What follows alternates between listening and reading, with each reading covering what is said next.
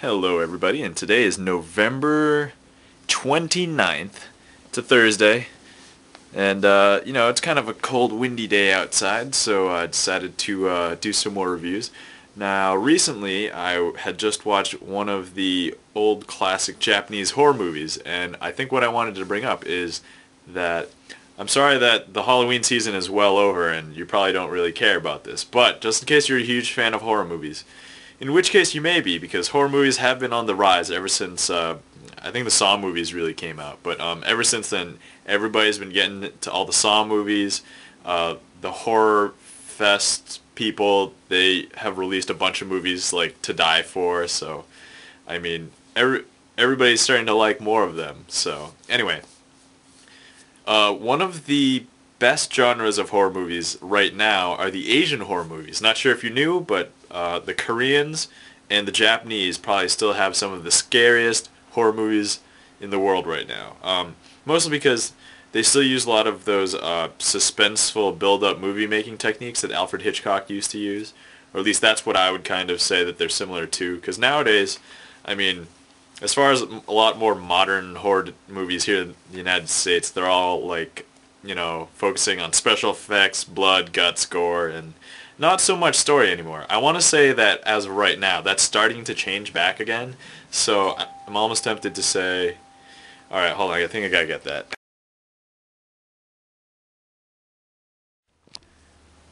Anywho, sorry about that.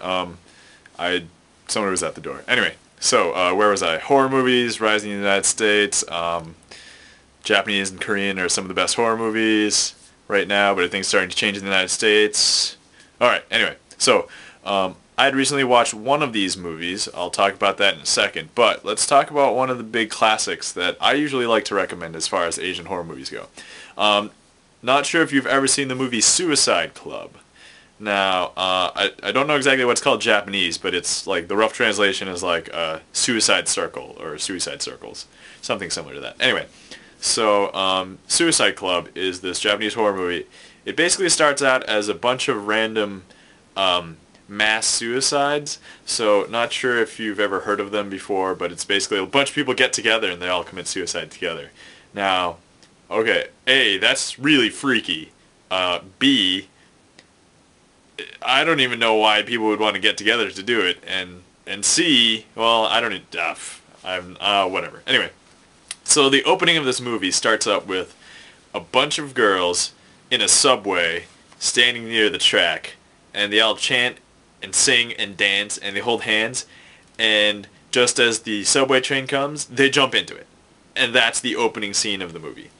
Now, if you think that's kind of disturbing, wait until you see the rest of this movie. But as far as how it's stylistically done, I thought it was very well presented. Much of the investigation is done by, police detective force trying to, get to the bottom of all of these mass suicides. But as you progress through the story, you find out more tidbits and they open up more story to you, and it's just, when you see the ending, it's whoa, and it's very creepy and it's very disturbing what the end result is. It's like just the last scene is just like, what? That can't be, So anyway, yeah. Definitely watch Suicide Club. Definitely give us a thumbs up. Now, I think all the movies I'm reviewing today, they're all pretty good. So, but I'm only presenting the movies that I really liked for this specific genre. I've seen a couple bad ones, but we're not really gonna go there. So, anyway, I don't even remember what they're called. But anywho, so Suicide Club, very good movie. Definitely recommend it.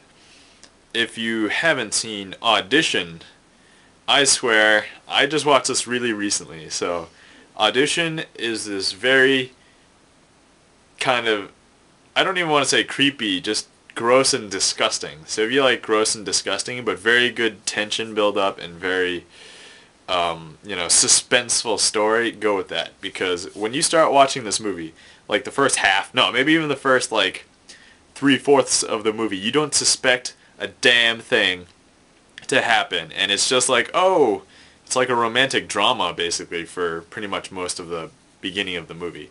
Except for this one scene. I won't tell you too much about it, but basically there's this girl waiting by the telephone and she's waiting for a call. So anyway, what ended up happening was You should just definitely watch this movie, but it's very gross and disgusting, and it was very difficult for me to watch. It was very difficult even for me to watch, and I'm usually able to like watch horror movies like nothing, so it's just kind of like, uh, it was very painful to watch. I couldn't stomach it really. It was just so good. I did some research into the audition thing, and apparently Bravo had the 100 top scariest like movie moments, and this part in the audition was like number 11, and I'm like, damn! So if that part's in the number 11, we're in the first 10. I looked at them. Some of the movies, they're not inherently like horror movies, but oh my god, Audition is just crazy disturbing, crazy disgusting, and it's really good. So definitely gotta watch that. The last movie I'd like to present today is The Eye. Now, this is actually one of my personal favorite Japanese horror movies. And the reason for this is because I think it follows the stereotypical, path of a horror movie. So if you just, I guess if you watch, like, you can kind of predict what's going to happen, but, it's just nice. It's not too disgusting. It's not too gross, and it kind of just gives you, like a little jump, nothing huge. But basically the story behind this one, The Eye, is that there's this girl who's born blind, and what ended up happening was she grew up and got some surgery to, get eyesight. So what she ends up seeing in the world is pretty much what everybody else sees, plus some extra things, so like demons, spirits, and other strange things that normal people aren't able to see. But towards the end of the movie, it kind of stops becoming like a horror movie quite so much as like a drama or a suspense action movie. So it's pretty good. But anyway, definitely recommend that. If you're into scary movies, keep out watching my movie reviews. Hopefully I'll find some good ones in the future, and it'll all be good. So anyway, all right, see you guys.